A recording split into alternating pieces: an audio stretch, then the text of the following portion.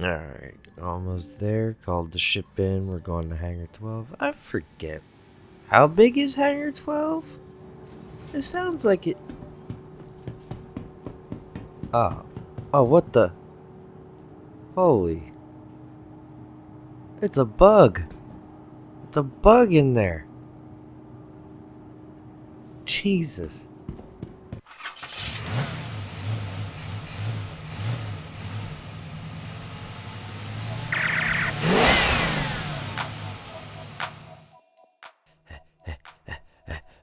What?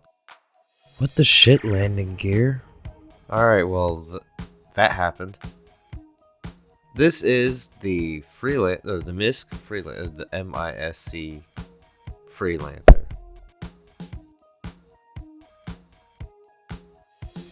For whatever reason, we're here in Hangar 12. It seems to want to do this to me here at Area 18 a lot lately. I don't care. It's kind of entertaining. I think I've had an arrow pop up in here. So the base Freelancer comes in the base silver paint job. Go ahead and open the ladder from the side here if we wanted to go in this way. There's another way to get in, and that will be where we start. It is at the rear. We'll go ahead and open the rear ramp. Go into those missiles. We'll be taking a look at that here in a little bit too. Well, as far as what it has. First thing you probably notice is that little tube on top. That is the way into the upper turret. The one that sits on the back on top. Go ahead and get this door shut. No, they don't have any buttons on the sides yet, it looks like, that are actually dedicated to opening and closing the door. It's just a matter of like go up to the door, open the door by looking at it. Yeah, there's that weird little effect right now too, where lighting effect. Yeah. There are all these like little fake buttons around. But I'm sure they're all gonna change in the future. The airlock, that doesn't really get used yet because it's not one of the ships that ends up getting a docking bay for anything yet. Here we have the crew quarters where everybody's going to be sleeping. 2 bunk beds. That lets you know how many people it fits. 4. We have a little bit of a storage thing here. No, wait, that's right. It's not storage. This is your little makeshift kitchen. And your bathroom. The toilet does not come out. So you better hold it in.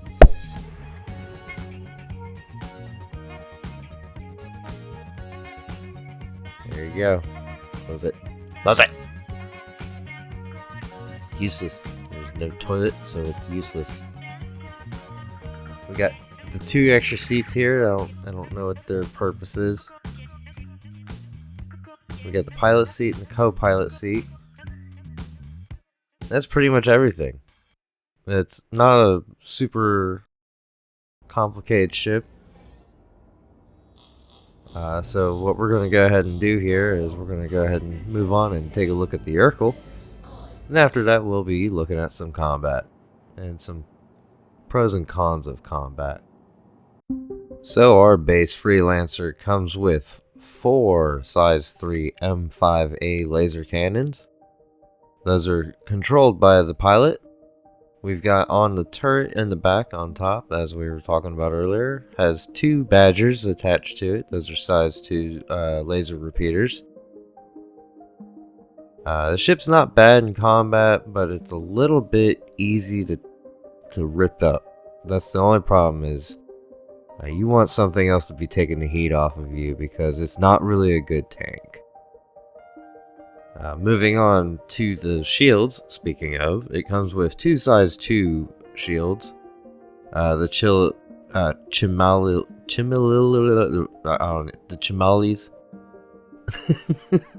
5 MA Chimali. 9,000 hit points. 2 of them, so you got like 9,000 on the front, 9,000 on the rear because it's size 2 shields, so you know how that works with the front and rear on the nose and the back and all that fun shit. Coolers, you got 2 size 2 Frostar EXs. Missiles, we are looking at, let's see, we got size 3 arresters, 4 of them total, and then we've got 4 size 2 ignites. Your arresters are going to be the stronger ones, but they are cross-section, so they're a little bit harder to use. You have to kind of finagle them a little bit. Is where the other ones are infrareds, and they're not as hard to mess with. After that, we're looking at a size 2 Daybreak for the power plant, and the size 2 Odyssey for the old quantum drive. So go ahead and upgrade that one. And of course, we can't talk about it without talking about the cost.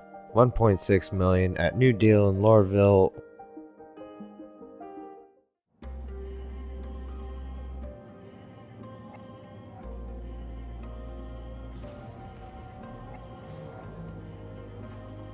So as you can see, we're taking off here.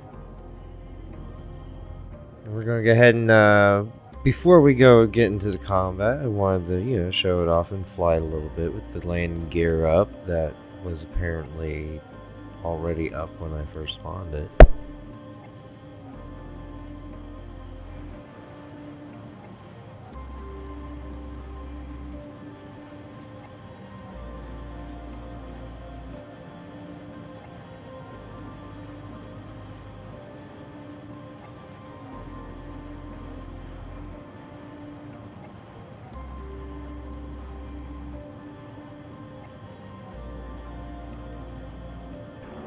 I suppose I would be doing the ship a little bit of a disservice if it hadn't actually mentioned that it does have a decent little cargo bay to it. I don't have the exact number in front of me right this second. You know how these go. If I don't have it in front of me and I don't know it off the top of my head, I'm not looking it up.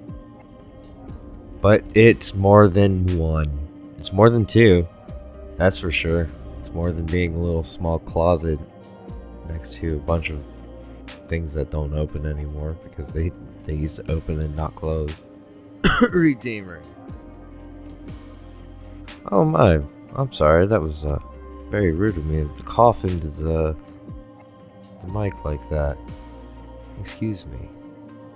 Anyhow, moving on, let's go ahead and check out that combat. We're going to start with the HRT because I'm pretty sure that's about where you want to be with this thing. You go past that, you're going to be fighting against hurricanes, and I'll show you what happens when the hurricanes hit you too.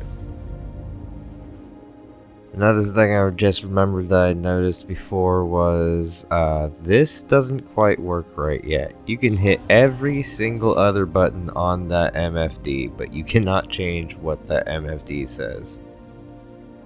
Yeah, as you can see, all the other ones highlight. We'll just ignore the hand for now. But everything else highlights except for the menu button. And if you click on it, it does nothing.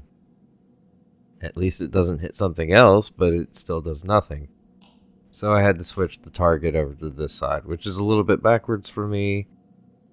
But at least I still have visual on my shields and on my enemy.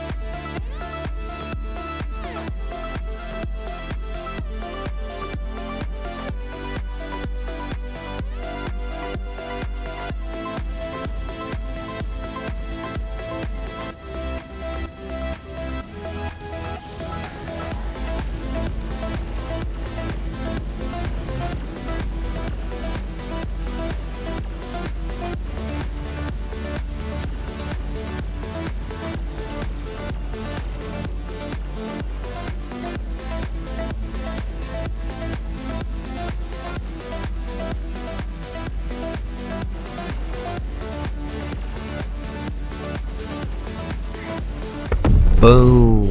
There he goes. And so you can see it does fine in the HRTs. But you go into the VHRT, and if you get caught by the wrong thing, which you will a lot, you'll see right here.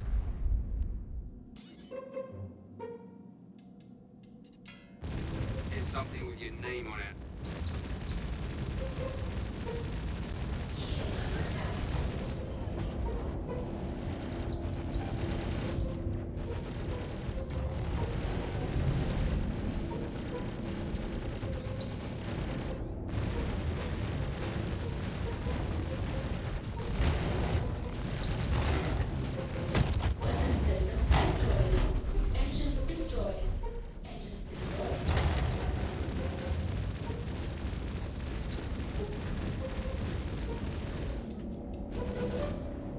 Ooh, and there goes an engine.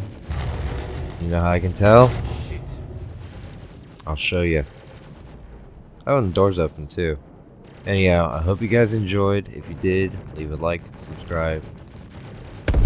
Don't fight hurricanes with a freelancer. Bye.